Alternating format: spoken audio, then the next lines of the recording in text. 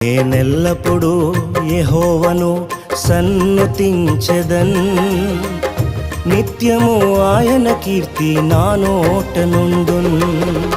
అంతా నా మేలుకే ఆరాధన యేసుకే, అంతా నా మంచికే. తన చిత్తమునకు తల వంచితే, తన చిత్తమునకు తల వంచితే ఆరాధన ఆపను, స్తుతించుట మానను.